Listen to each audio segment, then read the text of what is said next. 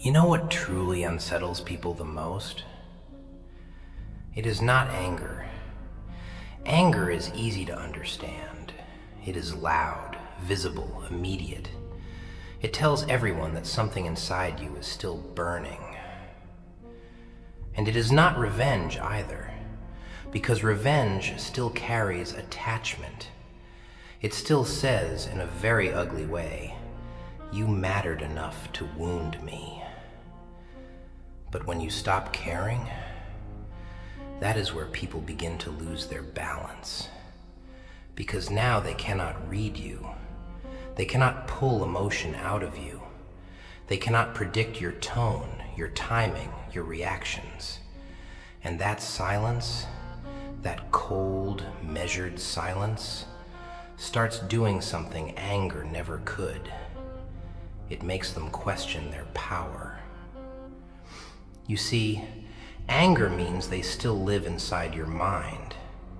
Hatred means they still occupy space in your heart. But indifference? Indifference says they are no longer important enough to disturb your peace. That is terrifying to people who are used to feeding on reactions.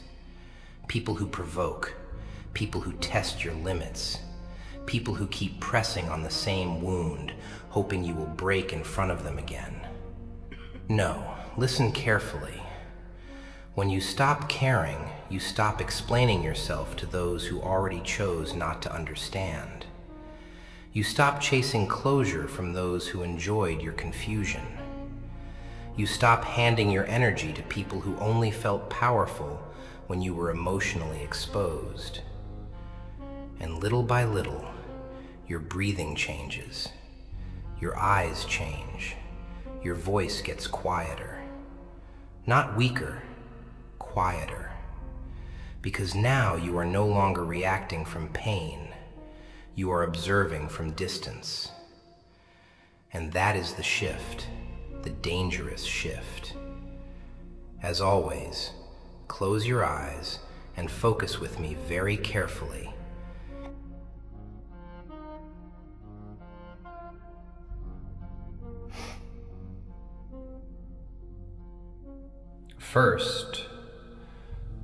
The first thing that changes when you stop caring is not your words. It is your reaction time. Most people do not notice it at first. They expect the usual version of you, the one who replies too fast, the one who explains too much, the one who feels the need to fix the tension before it grows teeth. But then one day, someone speaks to you with that same disrespect, that same little poison, that same familiar tone meant to provoke you.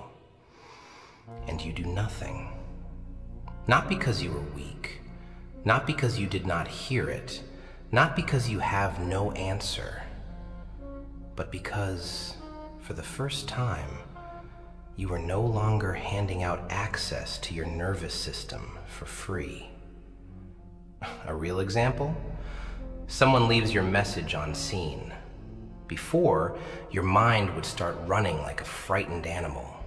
Did I say something wrong? Are they angry? Should I text again? You would build an entire courtroom in your head and put yourself on trial. Now you see the silence and let it stay silent. Another example. Someone underestimates you in public, makes a joke, pushes a little harder than necessary. Before, you would feel heat in your chest. You would want to defend, explain, prove. No, wait, not even because you were dramatic, but because being misunderstood used to feel unbearable. Now you look at them, and you see something almost disappointing. You see how badly they need a reaction. And when they do not get it, something strange happens. The power begins to move. Not loudly, not theatrically, quietly. Because the person who can no longer be rushed emotionally becomes difficult to read, difficult to manipulate, difficult to pull back into old patterns. That is the first shift. You stop reacting at the speed of your wound and start responding at the speed of your clarity. And once that happens, people feel it, even before they understand it.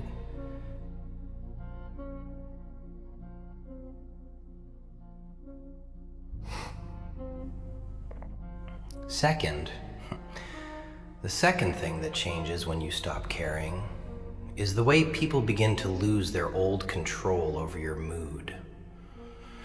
Most people never notice how much power they have over themselves until someone else starts pulling the strings. A delayed reply ruins the evening. A cold tone changes the whole day.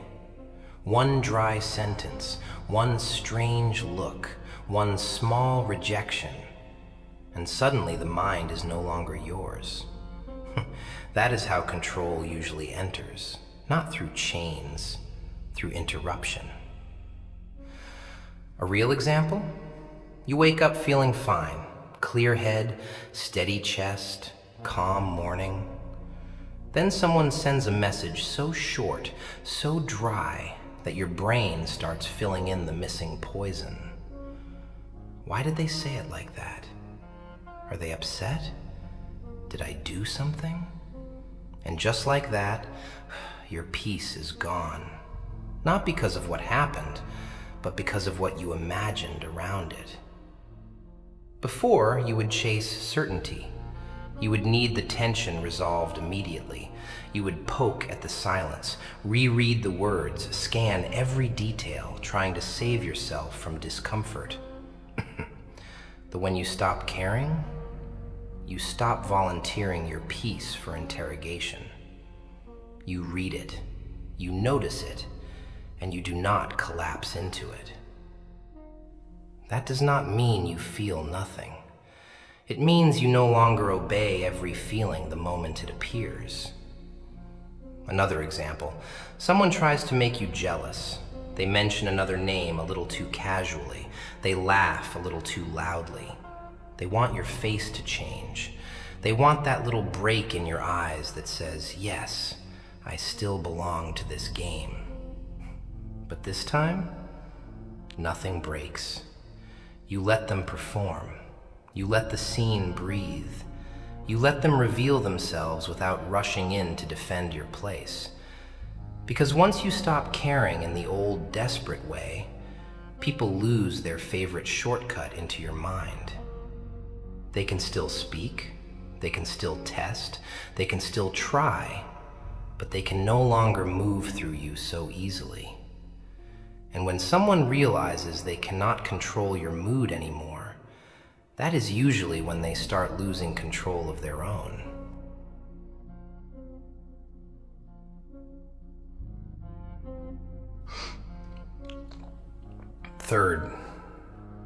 The third thing that changes when you stop caring is your need to explain yourself.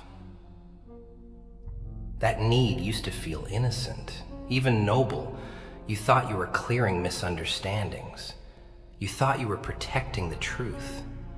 You thought if you just found the right words, the right tone, the right timing, people would finally see your heart correctly. But most of the time, you were not explaining. You were negotiating for permission to be seen fairly. A real example? Someone accuses you of changing. Their tone is sharp, disappointed, maybe even a little mocking. You're different now. Before, that sentence would drag you into a courtroom instantly. You would start defending yourself. No, that's not what I meant. No, you misunderstood me. No, I've just been tired.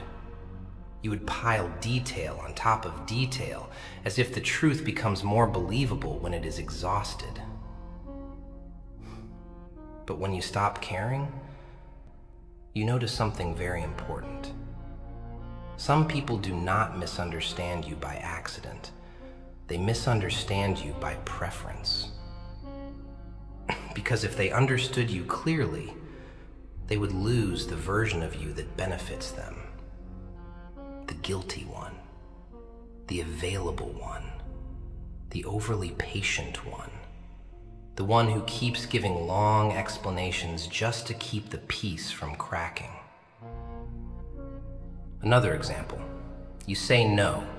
Simple, clean, respectful. And instead of accepting it, they act wounded, confused, maybe even offended. Before, you would panic a little.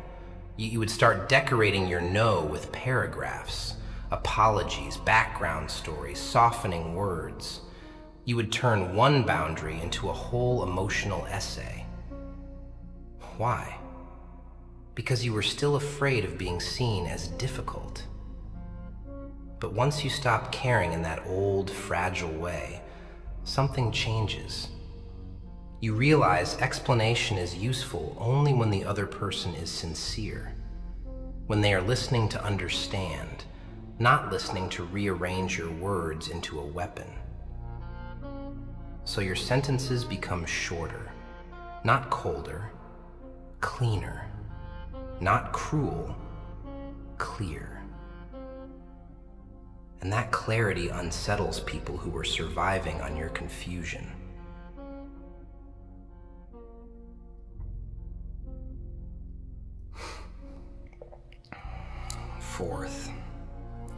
The fourth thing that changes when you stop caring is your relationship with absence.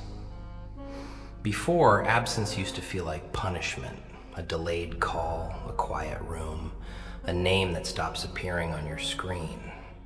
And suddenly the silence felt heavy, personal, almost accusing. Not because silence always means something, but because your mind hated empty space. It wanted answers. It wanted certainty. It wanted to fill every gap before the truth even arrived. A real example? Someone pulls away. Less warmth, less effort, less presence. Before, you would notice every little shift like your body was built to detect loss. You would start counting how long since they texted, how different their tone sounds, how quickly their attention changed once they got comfortable. And the worst part? You would begin shrinking yourself in response, acting softer, trying harder, becoming easier to manage, as if reducing your needs could somehow stop someone from leaving. But when you stop caring, absence stops feeling like a verdict and starts feeling like information. That is a dangerous shift. Because now, when someone withdraws, you do not immediately chase. You observe. You watch the pattern. You let their distance explain them. Another example. A friend stops reaching out unless they need something. A person who once sounded eager now sounds convenient. Before, you might have ignored it, excused it, protected the connection more than the connection protected you. But now, you do something simple and terrifying. You stop forcing presence where only usefulness remains. That does not mean you become cold. It means you stop worshiping crumbs. You stop treating inconsistency like mystery. You stop romanticizing being half-kept. And once absence no longer frightens you, people lose one of their oldest tools, the fear that you will come running. Because a person who can sit calmly inside silence, without begging, without spiraling, without trying to earn return, is a person who has become very difficult to abandon, even when left alone.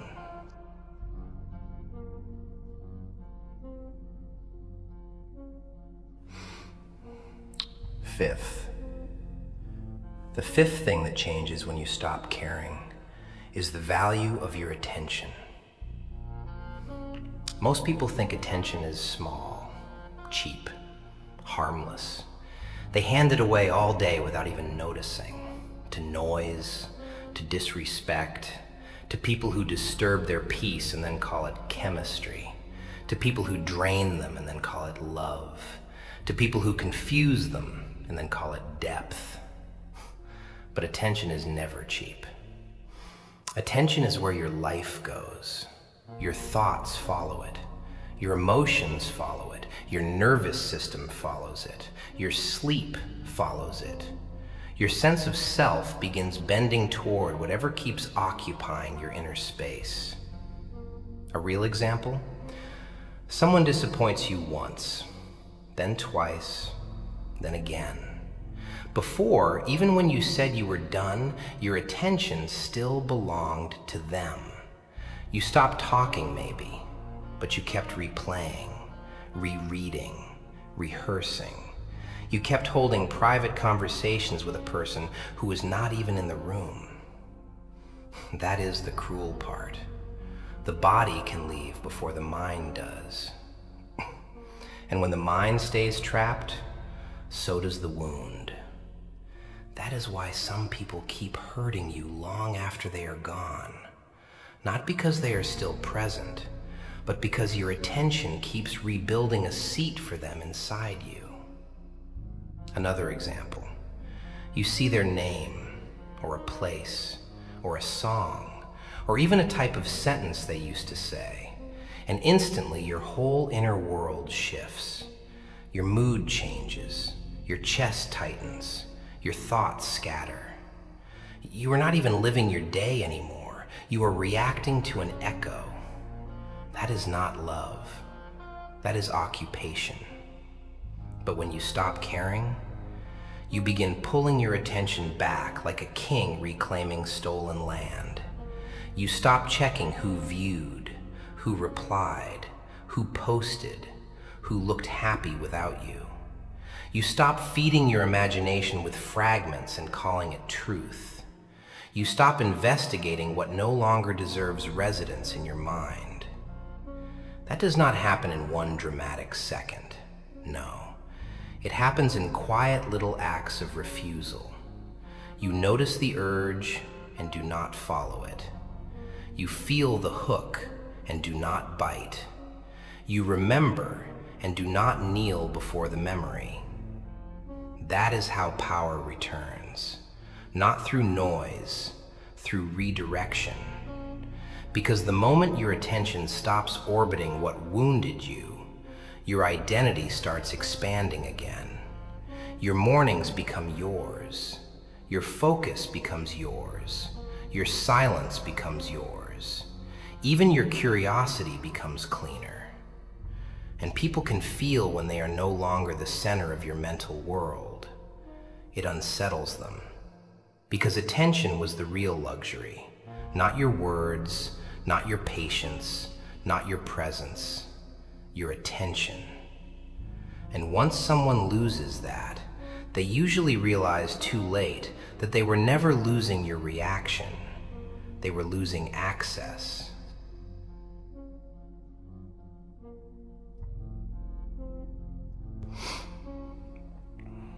Sixth. The sixth thing that changes when you stop caring is the way you begin to see people without your old illusions. That is painful at first. Not dramatic pain, not the loud kind. A quieter pain, the kind that comes when you realize you are not loving only a person, you are also loving the story you built around them. And stories are dangerous. Because stories can make inconsistency look mysterious. They can make selfishness look wounded. They can make manipulation look complicated. They can make bare minimum effort look deep, just because your hope keeps dressing it in beautiful language. A real example? Someone keeps disappointing you, but always returns with just enough charm, softness, regret, or timing to keep the door from fully closing. Before, you called that connection, chemistry, history, maybe even destiny. But if we speak honestly, sometimes it is not destiny. Sometimes it is just a cycle that survives because you keep bringing meaning to what should have ended in silence. That is one of the cruelest things about attachment. It does not only hold on to the person, it holds on to the potential, to who they could be, to how beautiful it might become if they finally changed, finally understood, finally chose you correctly. Another example. A friend laughs with you, speaks warmly, acts close, but disappears when life becomes heavy. When you need loyalty, they become vague. When you need presence, they become busy. Before, you might have protected their image in your own head. You would explain their absence for them.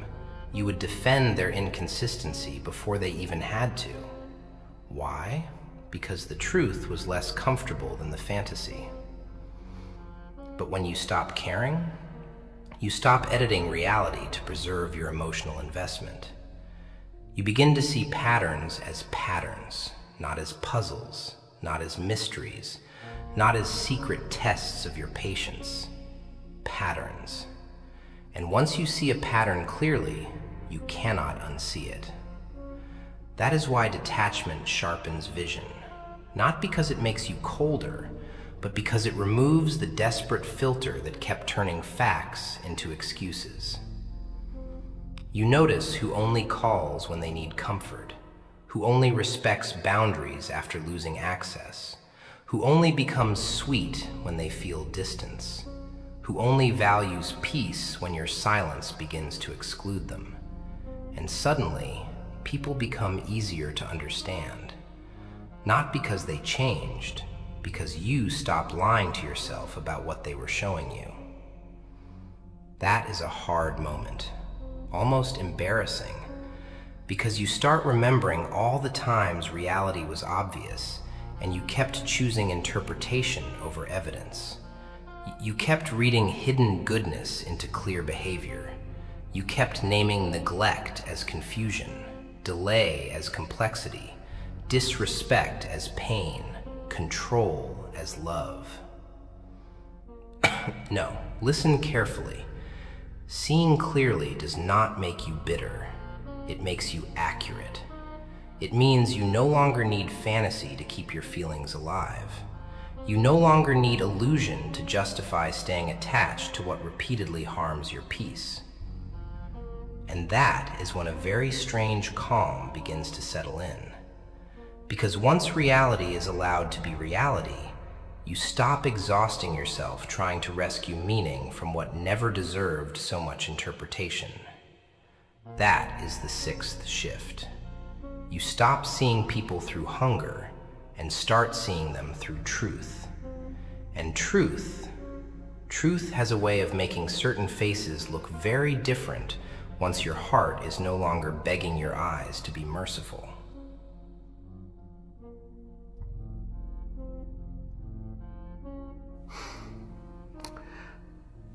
Seventh.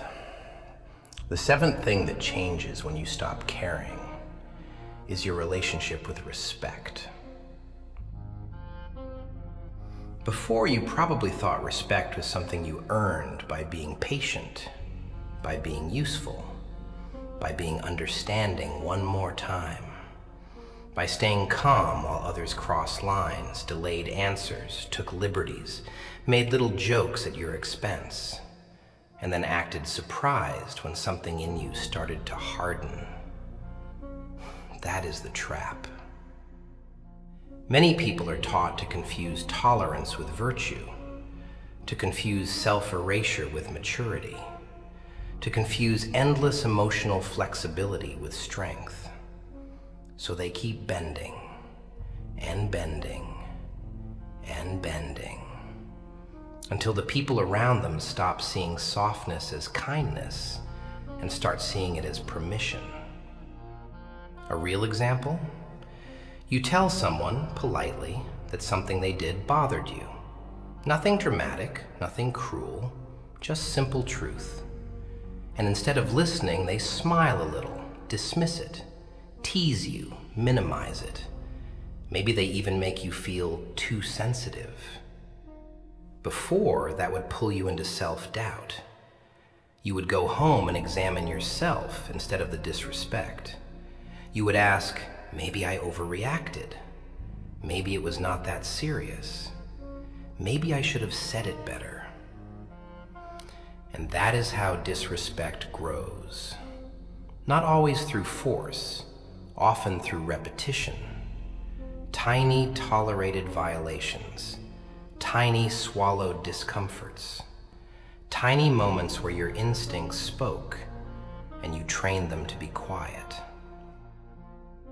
But when you stop caring, you stop negotiating with what your nervous system already knows. You stop asking for respect from people who enjoy watching you explain why you deserve it. Another example. Someone only speaks gently when they fear losing access. But the moment they feel safe again, the old tone returns, the old carelessness, the old arrogance. Before, you might have focused on their good moments, the apology, the charm, the temporary softness. You called it progress. No, sometimes it is not progress. Sometimes it is management. That is what becomes clearer when you stop caring in the old, wounded way. You begin to notice who respects your presence and who only respects your withdrawal. That distinction changes everything. Because real respect does not require the threat of disappearance. It does not wake up only after distance. It does not appear only when you become harder to reach. Real respect is visible in the ordinary moments, in tone, in timing, in restraint, in how someone handles your no, your silence, your limit, your dignity. And once you see that, you stop being impressed by crumbs. You stop rewarding late understanding. You stop celebrating basic decency like it is some rare miracle. You stop calling people complex when they are simply inconsistent with your worth. That is when respect stops being something you beg for emotionally and becomes something you quietly require. You do not even need to announce it loudly. That is the beautiful part. The change appears in your pace, in your eyes, in what you no longer laugh off, in what you no longer excuse, in how quickly access disappears when dignity is touched. No anger, no grand speech, no performance, just a clean shift. Because once you stop caring about keeping everyone comfortable, you finally start protecting what should have been protected from the beginning. Your self-respect.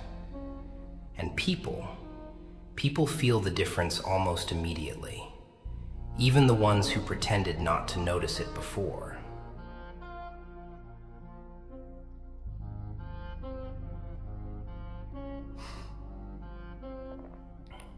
Eighth. The eighth thing that changes when you stop caring is your relationship with being needed. This one is dangerous because many people do not even realize how attached they are to being emotionally necessary. They think they are loving, loyal, generous, strong. They think they are just the one who stays, the one who understands, the one who fixes moods, smooths conflict, absorbs tension, replies at the right moment, says the right thing, holds the structure together, while everyone else behaves like a child with matches. And for a while, that role feels meaningful. It gives you identity, purpose, a strange little sense of moral superiority even, because while others are unstable, selfish, careless, confused, you are the steady one, the reliable one, the one people run to when their world starts leaking through the floor. But here is the problem. Sometimes being needed is not the same as being valued. No, listen carefully. Sometimes people do not love your heart. They love your function. They love what you regulate for them. what you repair for them, what you carry for them, how your presence keeps their own chaos from becoming visible. A real example? Someone only opens up when they are overwhelmed, only becomes warm when they are lonely, only remembers your softness when they need refuge from consequences they created somewhere else. Before, you might have called that intimacy, connection, trust. You felt chosen. But chosen for what? For your soul or for your usefulness? That question burns. Because once you ask it honestly, a lot of relationships begin to sound different in your memory.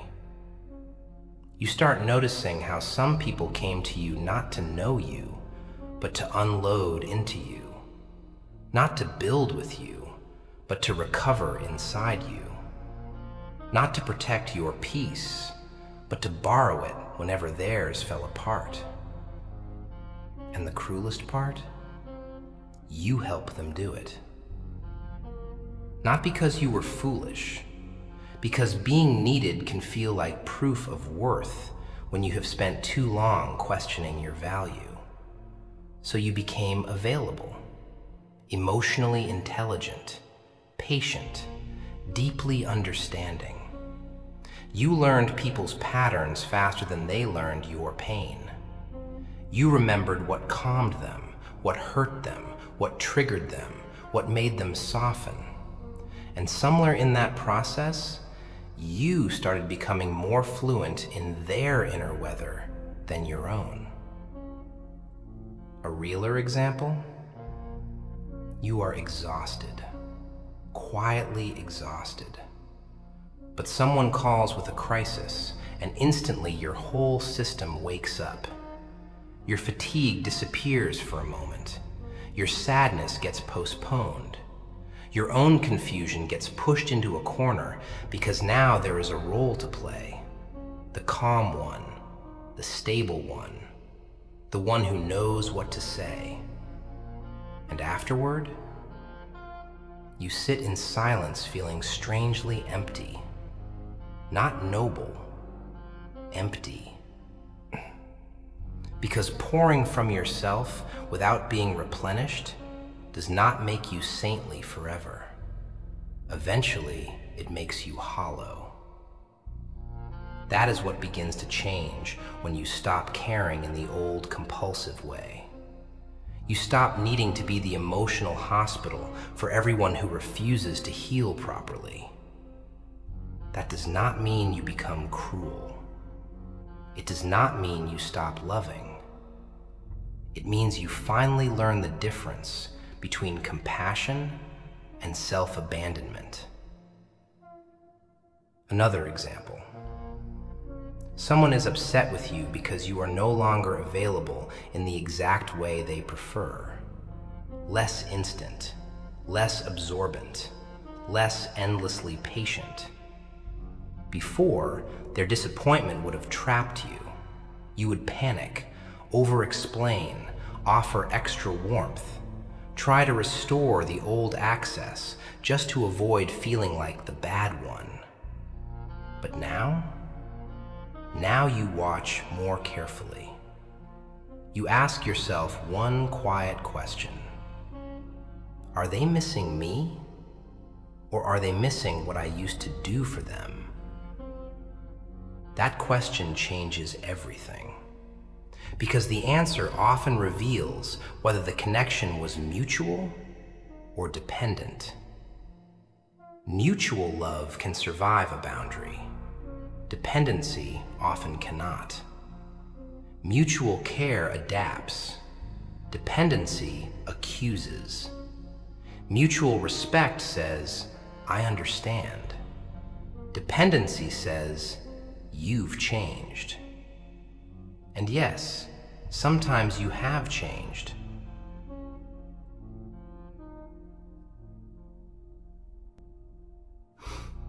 Ninth.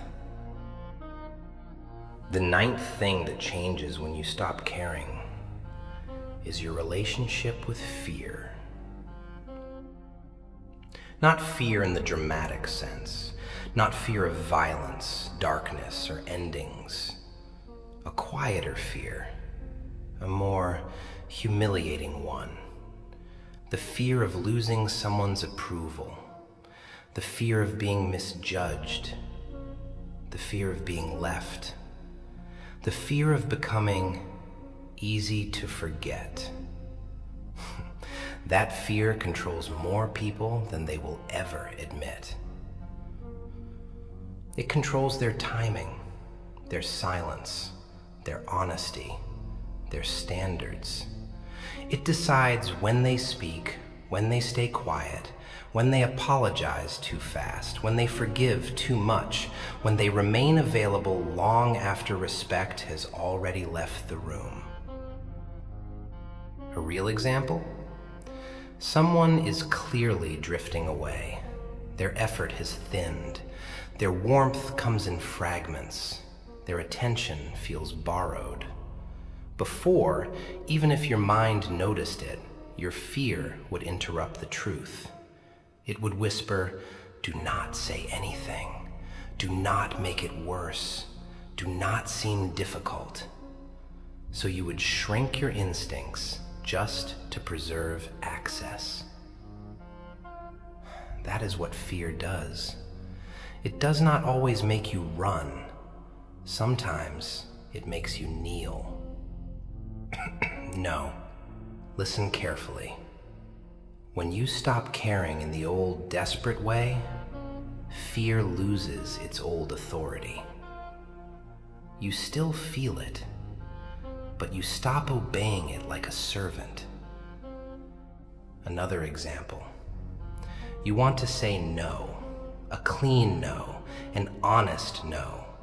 But your body remembers every time honesty cost you warmth, approval, access, or affection. So before, you would decorate the truth, delay it, soften it, disguise it. You would rather betray yourself quietly than risk disappointing someone loudly. That is not peace. That is fear wearing manners. And fear is clever. It can dress itself like kindness, like patience, like maturity, like trying to understand. But underneath all those elegant clothes, it is still fear. Fear of losing your place. Fear of being painted as the problem. Fear that if you stop accommodating, people will stop choosing you. But once you stop caring, really stop caring, something terrifying and beautiful happens at the same time. You begin to discover that many of the things you feared surviving without were never feeding you properly anyway. Approval, attention, inconsistent affection, conditional warmth, access to people who only valued the version of you that was easy to manage. At first, that realization stings, because now you cannot hide behind hope the way you used to.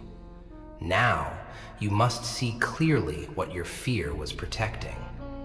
And often, it was not love. It was dependency, routine, fantasy, emotional habit, the familiar pain you learned to call connection because at least it meant someone was there. A realer example? You stop chasing one person's validation. You stop trying to be understood correctly by someone committed to seeing only what serves them. And for a few days, maybe weeks, you feel strange, restless, exposed. You almost miss the old anxiety because at least it gave you something to do. Check, rethink, interpret, wait, hope, repeat. But then a deeper calm starts entering. Not excitement, not relief all at once. Calm. A slow internal realization. I survived without their reassurance. I survived without fixing their perception of me. I survived without forcing the bond back together. And that is when fear begins to starve. Because fear needs one thing above all: your belief that you cannot live well without what is hurting you. The moment that belief cracks, fear starts losing its throne. That is the ninth shift. You stop making decisions from the terror of loss and start making them from the clarity of self-respect. And people can feel that. They can feel when your kindness is no longer tied to fear, when your silence is no longer submission, when your distance is no longer a bluff, when your no is no longer begging to be negotiated. Because a person who is no longer ruled by fear becomes very hard to corner, very hard to guilt, very hard to control. And once that happens, the same world that once sensed your hesitation starts sensing something else entirely. Something steadier, something colder, something free. And most people do not know what to do with someone who no longer scares easily.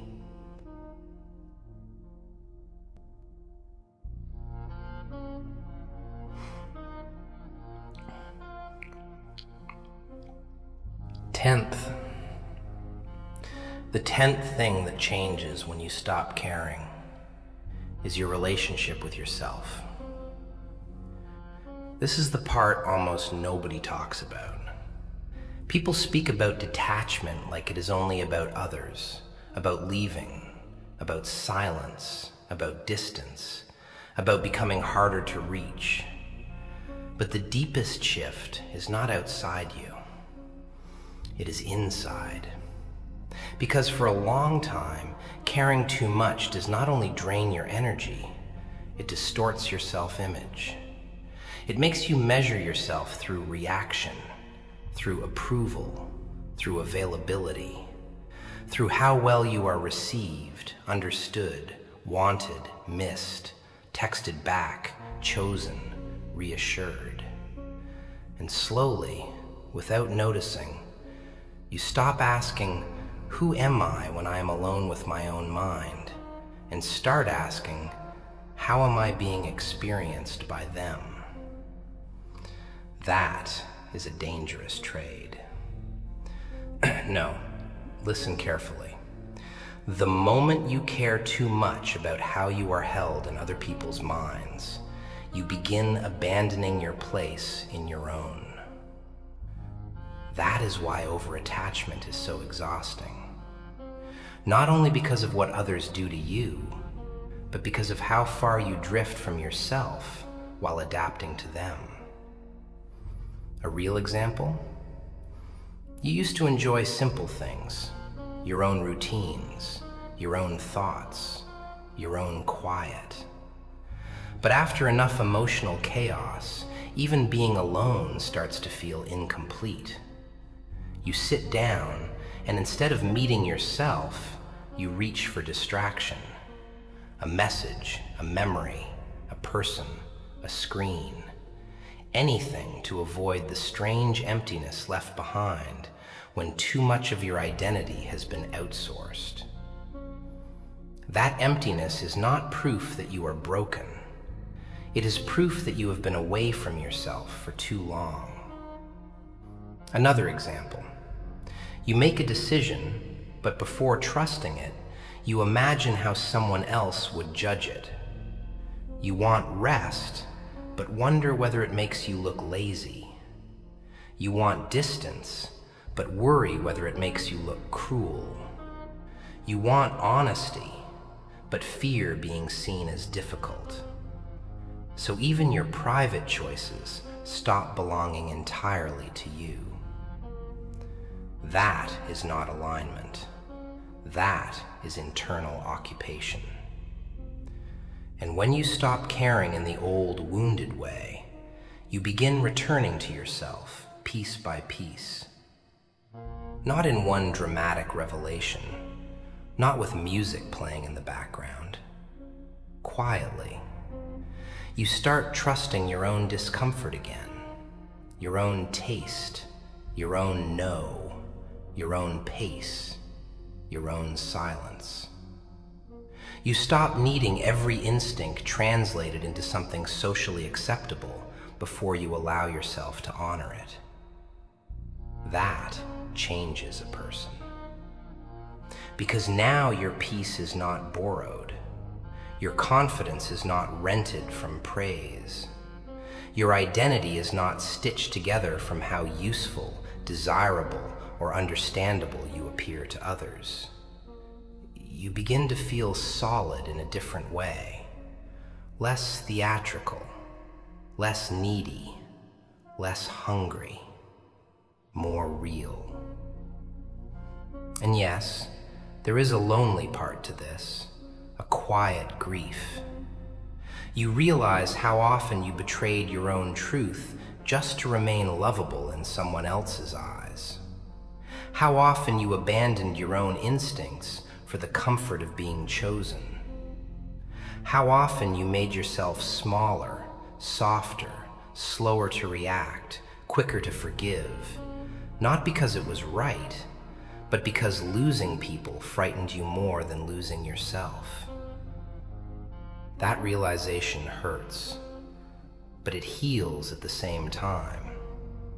Because once you see it clearly, you cannot unknow it.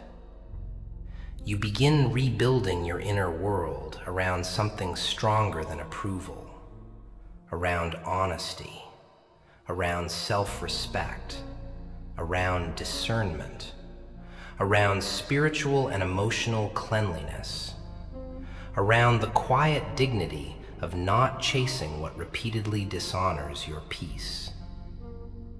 That is the 10th shift.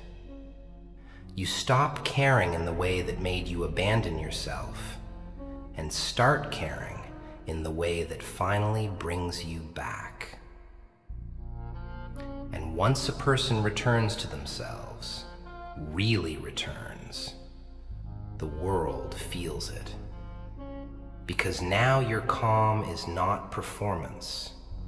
Your silence is not confusion. Your distance is not fear. Your kindness is not weakness. It is chosen, measured, clean. And that is what makes the whole transformation irreversible.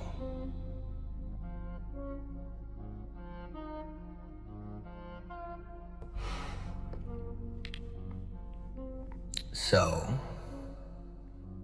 when you stop caring, people think something simple happened. They think you became cold, detached, harsh, unreachable.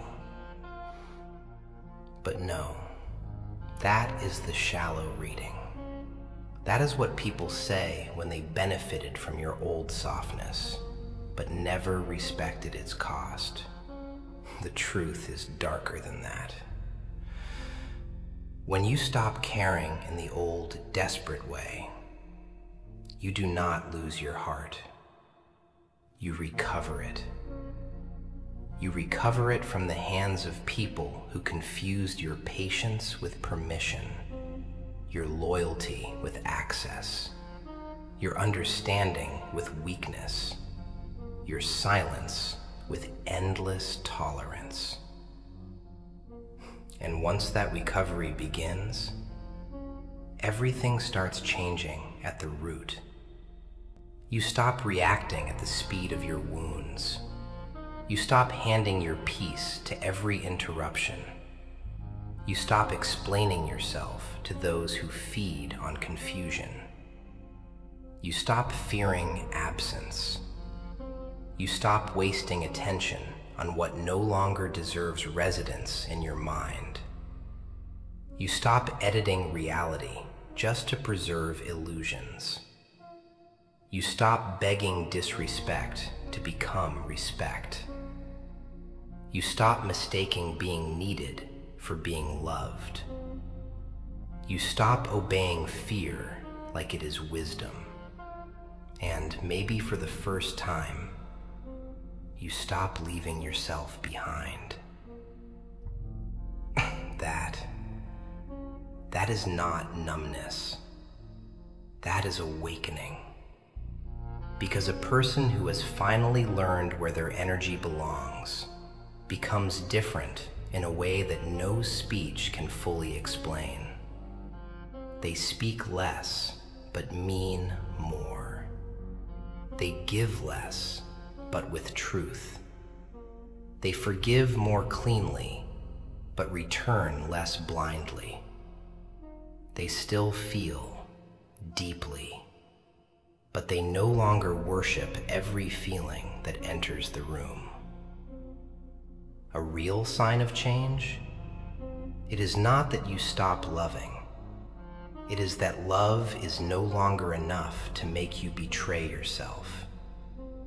It is not that you stop being kind. It is that kindness is no longer offered without discernment. It is not that you stop hoping. It is that hope is no longer allowed to rewrite evidence. And that unsettles people. Because the world is full of those who know how to handle your hunger, but do not know what to do with your wholeness. They understood the version of you that over-explained, over-weighted, over-gave, over-feared, overstayed. But this version, the quieter one, the clearer one, the one who can walk away inwardly before leaving outwardly, the one who can see a pattern and refuse to romanticize it, the one who can feel pain without building a home inside it. This version is harder to reach, harder to shake, harder to own. And yes, there is a loneliness in that transformation, a strange silence after the noise, a moment where you realize some bonds only survived because you kept bleeding into them. Some people only felt close because you were easy to enter, easy to move, easy to pull. You see that, and something in you goes quiet. Not broken, quiet. No drama, no performance, no desperate final speech. Just clarity. And clarity is often mistaken for cruelty by those who relied on your confusion. So let them misunderstand the silence. Let them call the distance arrogance. Let them name your self-respect change. Let them feel the absence of the version of you they had access to. Because some endings are not losses. They are recoveries. And the strangest part? Once you truly stop caring in the old destructive way, you do not feel emptier. You feel cleaner, more precise, more difficult to corrupt, more difficult to bait, more difficult to guilt, more difficult to drag back into places your soul already outgrew. That is the real transformation. Not becoming heartless, becoming undisturbed. And once a person learns that kind of peace, once they learn how to keep their heart without placing it in unworthy hands, they do not return to who they were. They cannot. Because now they know something most people spend their whole lives avoiding. Not everyone deserves your care. And the moment that truth settles all the way into your bones, everything changes.